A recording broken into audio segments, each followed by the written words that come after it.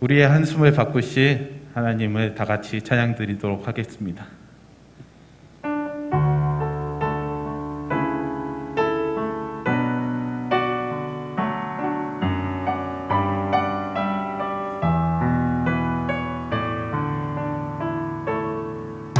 고달픈 삶의 은혜도 무뎌지고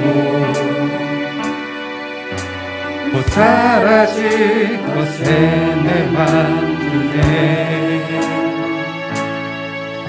헛되고 헛된 것들을 바라보며 그 은혜를 놓치며 살아내 주어진 삶을 묵묵히 살아가며 날 붙드신 주 예수를 보내 사망 가운데 놓여진 나의 삶을 날 건지신 그 이름 예수 나의 한숨을 바꾸셨네 주를 향한 노래로 소망의 노래로 나의 눈물을 거두신 주 예수 이름 안에 살게 하소서 고달픈 삶의 은혜도 무뎌지고 곧 사라질 것에 내 맘드네 헛되고 헛된 것들을 바라보며 그 은혜를 놓치며 살아내 주어진 삶을 묵묵히 살아가며 날 붙드신 주 예수를 보내 사망 가운데 놓여진 나의 삶을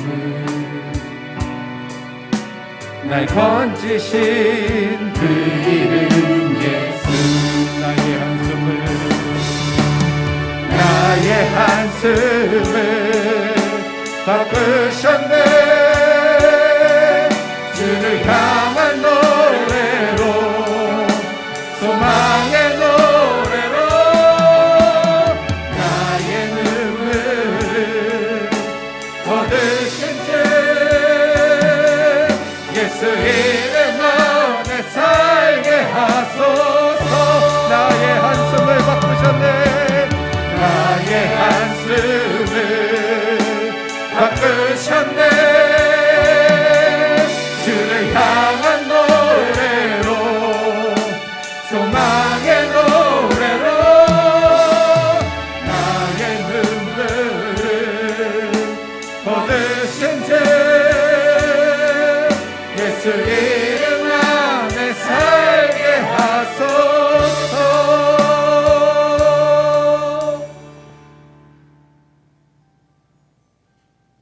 오직 우리 주님의 사랑 안에 매어 사는 저희 성도님들 되었으면 좋겠습니다.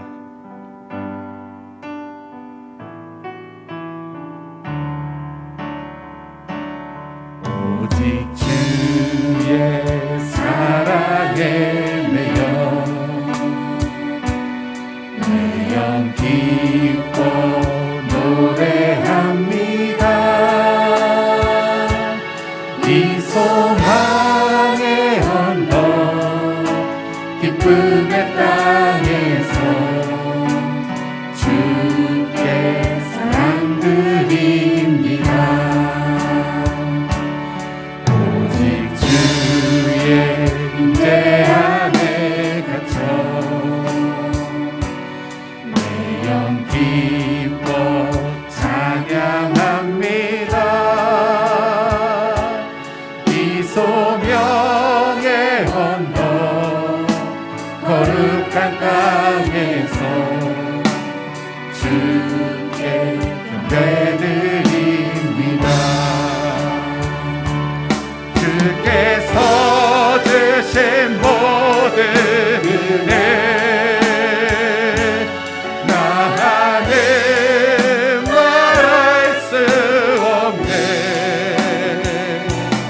내 영혼 즐거이 주 따르렵니다. 주께 내 삶 드립니다. 오직 주의 사랑에 매여 오직 주의 사랑에 매여 내 영 기뻐 노래합니다. 이 소망의 언덕 기쁨의 땅에서 주께 사랑 드립니다. 오직 주의 임재 안에 갇혀 내 영 기뻐 찬양합니다. 이 소명의 언덕 거룩한 땅에서 주께 경배드립니다. 주께서 주신 모든 은혜 주께서 주신 모든 은혜 나는 말할 수 없네. 내 영혼 즐거이 주 따르렵니다. 주께 내 삶 드립니다. 주께서 주신 모든 은혜 주께서 주신 모든 은혜 나는 말할 수 없네. 내 영혼 즐거이 주 따르렵니다. 주께 내 삶 드립니다.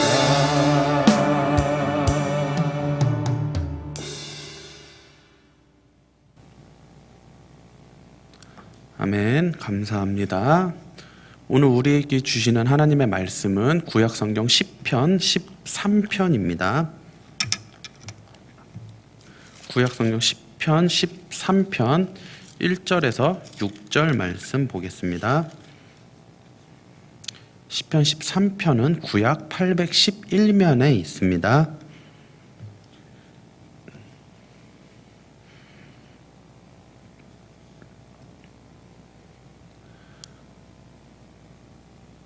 시편 13편 1절에서 6절까지 우리 다 같이 한 목소리로 합독하겠습니다.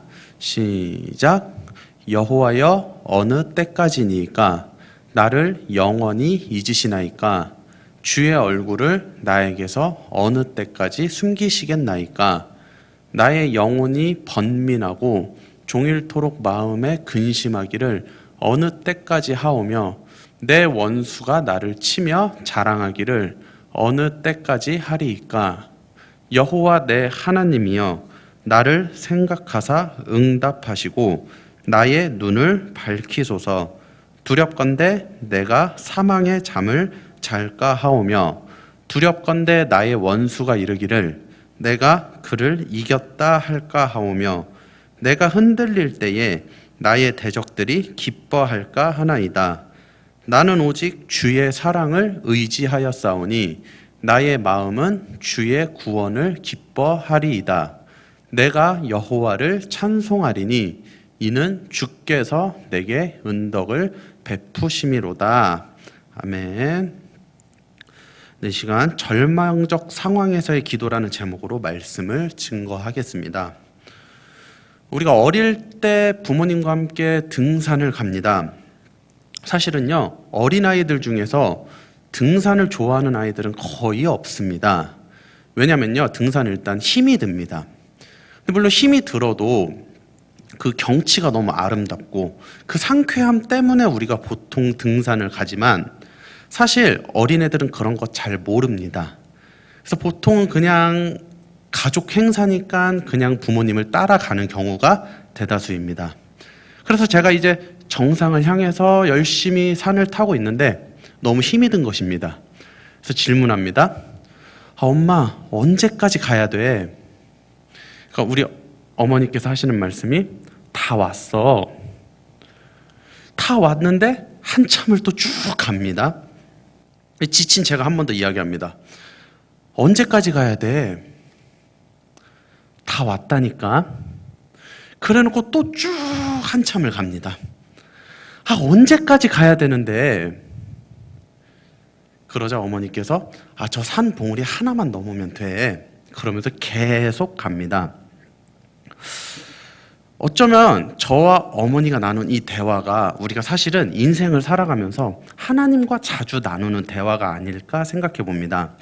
우리가 인생을 살다가 어려움을 만납니다. 고난을 만납니다. 그러면은 우리는 하나님께 이렇게 질문합니다. 하나님, 언제까지 이 상황이 계속돼야 합니까? 하나님 말씀하십니다. 다 왔어. 그런데 상황이 변하지 않습니다. 그럼 또 가다가 하나님, 언제까지입니까? 하나님 또 말씀하십니다. 다 왔어. 그런데 상황은 계속 바뀌지 않습니다.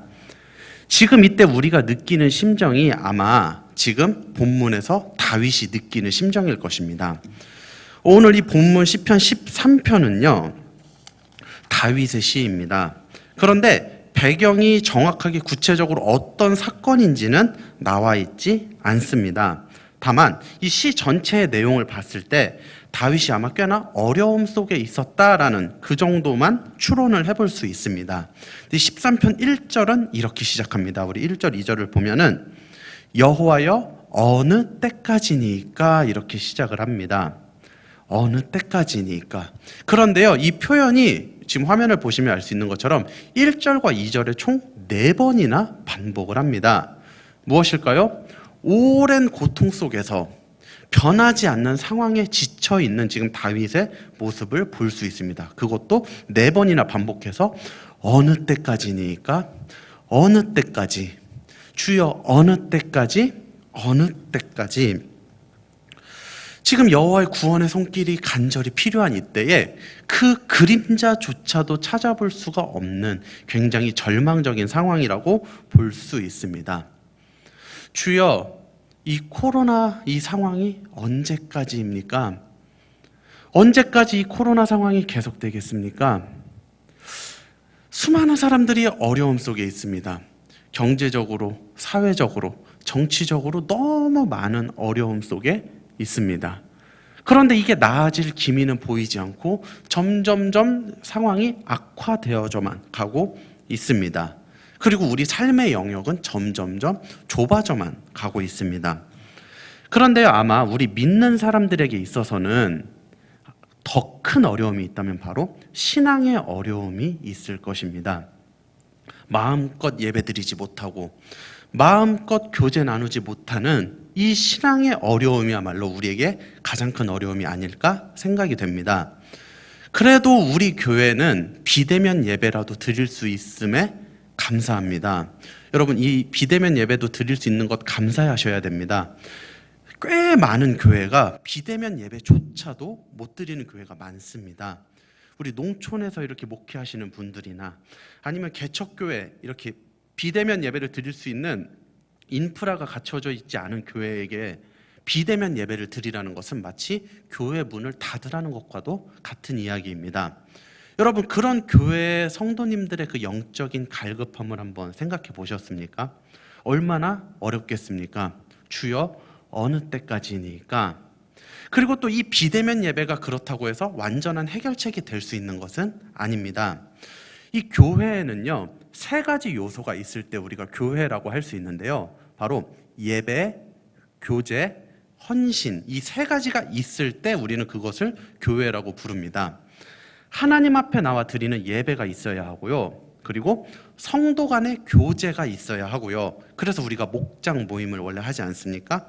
그리고 내가 하나님께 받은 달란트대로 헌신하는 그 헌신, 이 세 가지 요소가 있을 때 그것을 교회라고 볼 수 있는 것입니다.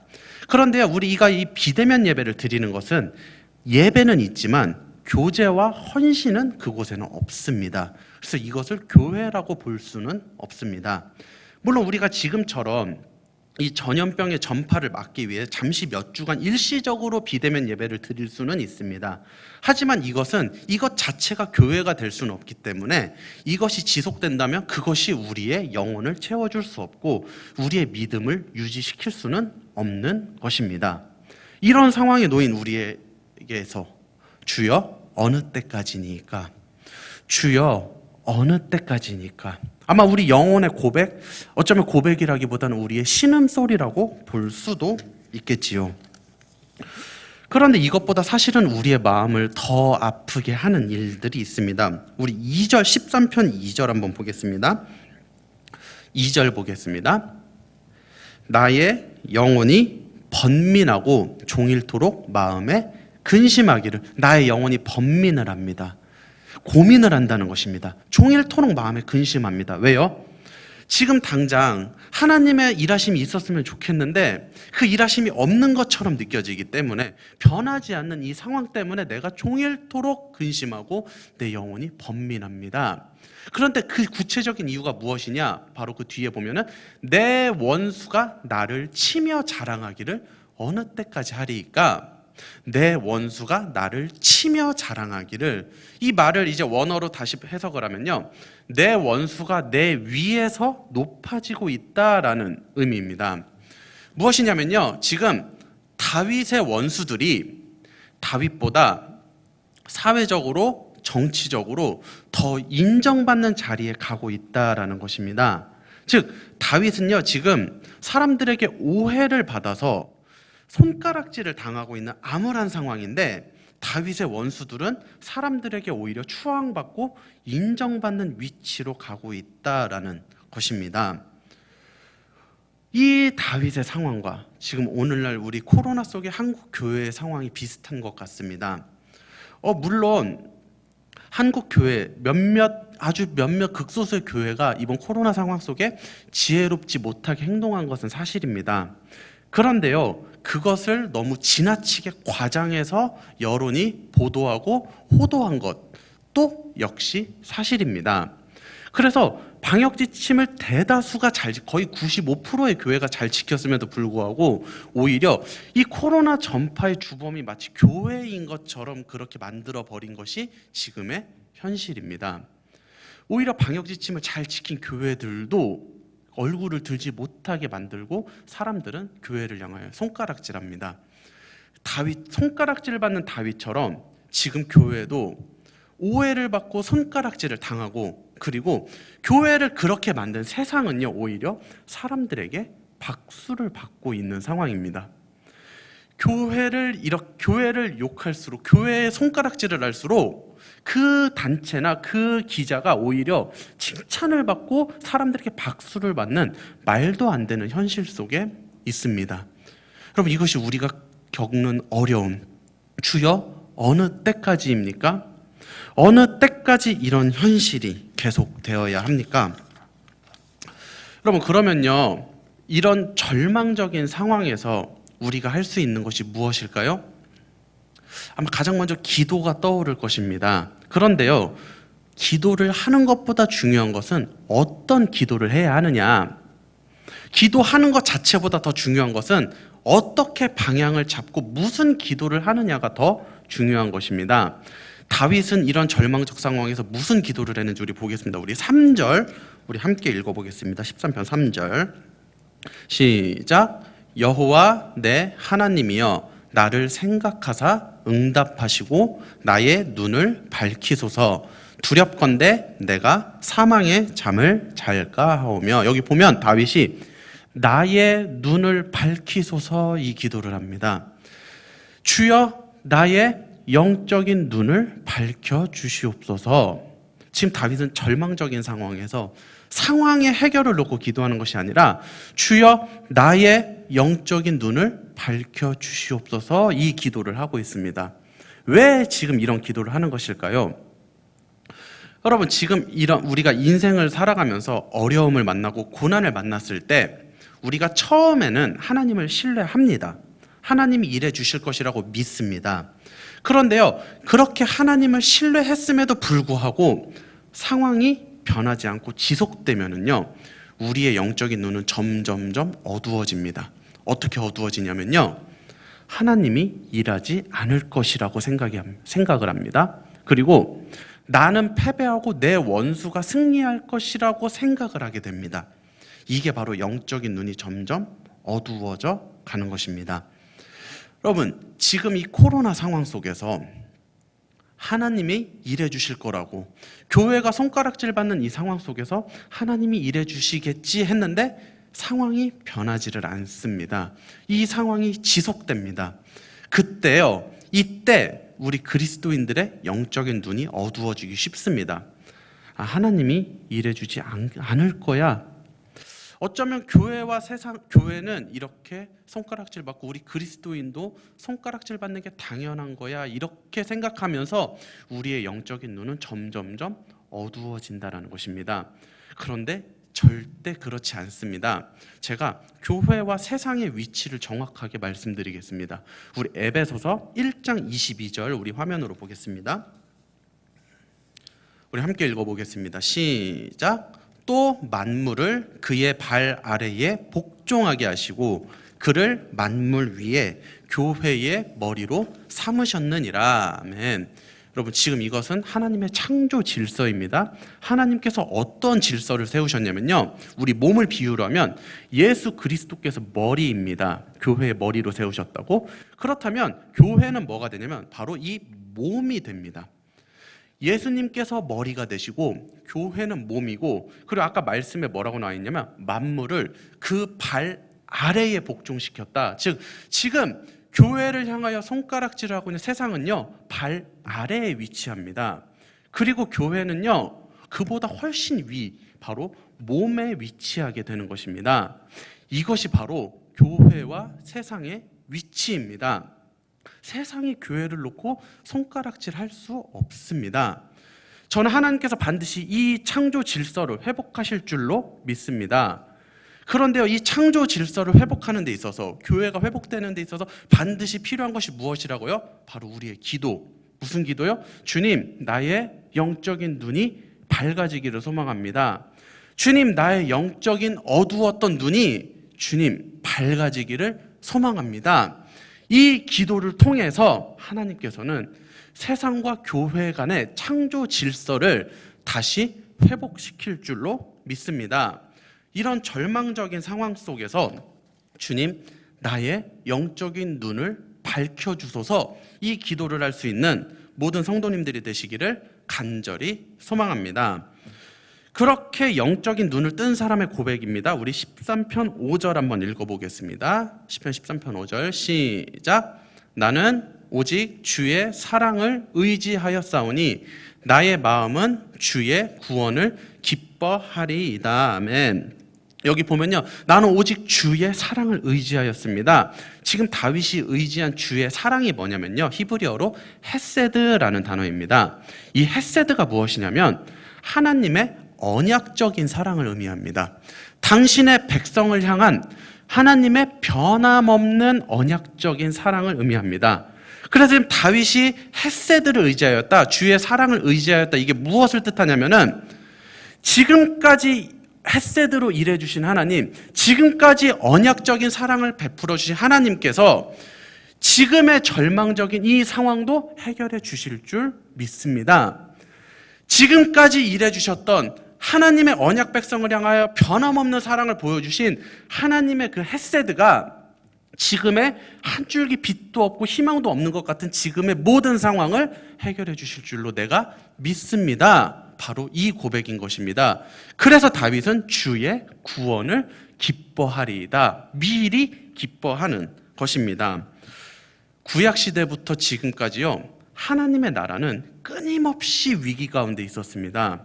이 언약 백성들이 하나님 앞에 범죄합니다. 우상을 숭배하고요, 성적으로 타락하고요, 가난한 자, 약자를 압제하고요, 그리고 하나님을 떠나버리는 수많은 죄악 속에서 이 이스라엘이라는 언약, 하나님의 언약 백성들은 나라가 망하기도 하고 여러 위기를 겪는 가운데 하나님의 나라가 끊어질 것 같았지만 하나님은 그때마다 하나님의 남은 자들을 통해서 이 하나님의 나라를 지금까지 이어오셨습니다. 이 남은 자가 무엇이냐? 우리 이사야 6장 13절 말씀 우리 한번 보겠습니다. 시작. 밤나무와 상수리 나무가 배임을 당하여도 그 그루터기는 남아있는 것 같이 거룩한 씨가 이 땅에 그루터기니라 하시더라. 다 배임을 당한다 할지라도 그 그루터기가 남아있었던 것처럼, 그리고 그 그루터기를 통해 다시 시작하시는 것처럼 하나님께서 이 땅에 거룩한 씨, 그루터기를 남겨놓으셔서 그 남은 자들을 통해 다시 시작하시겠다. 그 남은 자들을 통해 하나님 나라가 끊어질 위기 때마다 하나님의 나라를 지금까지 이어 오셨던 것입니다. 사랑하는 성도 여러분, 우리가요 영적인 눈을 뜬다는 것이 무엇일까요? 영적인 눈을 뜬다는 것은요, 먼저 첫째로는 내 죄가 보이기 시작하는 것입니다. 우리가 오늘 새벽에 받은 말씀처럼 하나님의 진노가 임할 수밖에 없는 것이 사실은 우리의 죄악 때문이었습니다. 범죄한 우리의 죄악을 먼저 주님 앞에 회개해야 됩니다. 다른 어디서 잘못을 찾는 것이 아니라 주님의 진노를 막을 수 없을 만큼 우리가 먼저 범죄하였습니다. 그 참된 회개가 우리 삶에 일어나고 나면요, 그 다음에 보이는 것이 하나님의 일하심이 보입니다.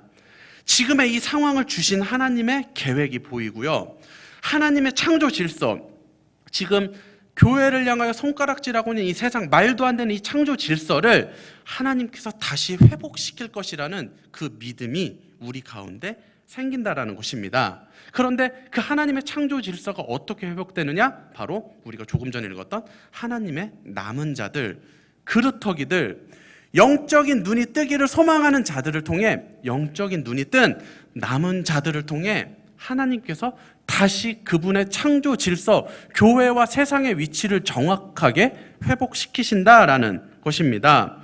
교회를 다시 회복시키시는 그 하나님의 일하심을 보는 것, 이것이 바로 영적인 눈이 뜨는 것입니다.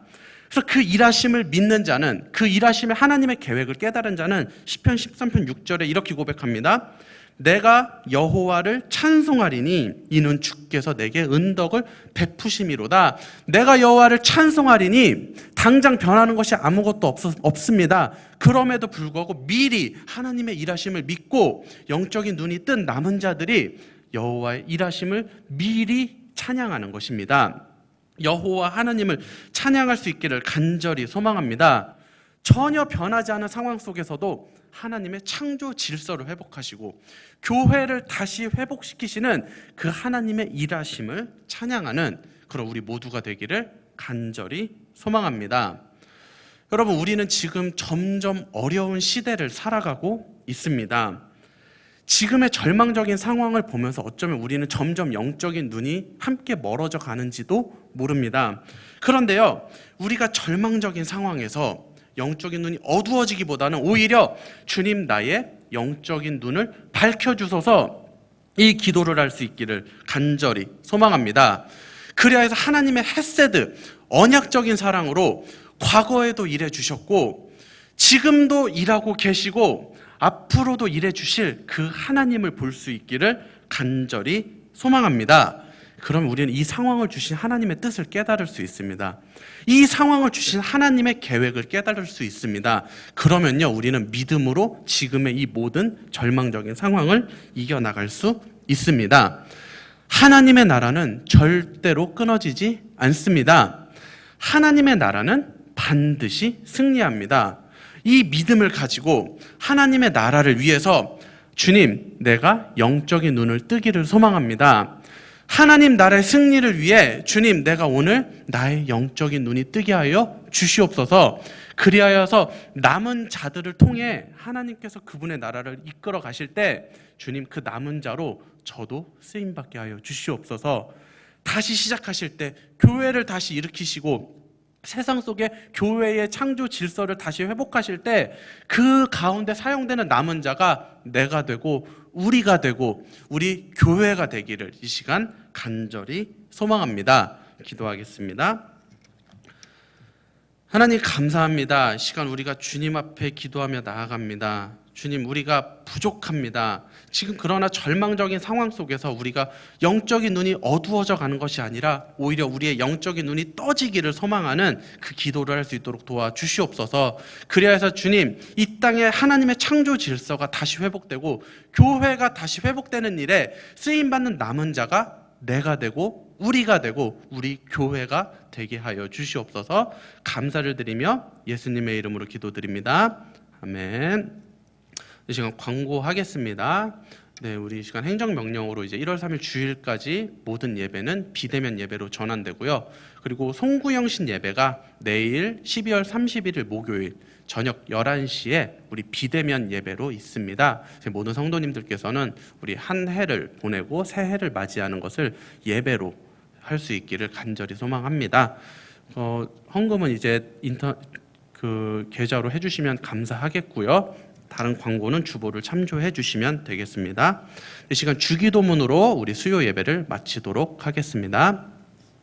하늘에 계신 우리 아버지여, 이름이 거룩히 여김을 받으시오며 나라가 임하옵시며 뜻이 하늘에서 이루어진 것 같이 땅에서도 이루어지이다. 오늘날 우리에게 일용할 양식을 주옵시고 우리가 우리에게 죄 지은 자를 사하여 준 것 같이 우리의 죄를 사하여 주옵시고 우리를 시험에 들게 하지 마옵시고 다만 악에서 구하옵소서. 대개 나라와 권세와 영광이 아버지께 영원히 있사옵나이다. 아멘.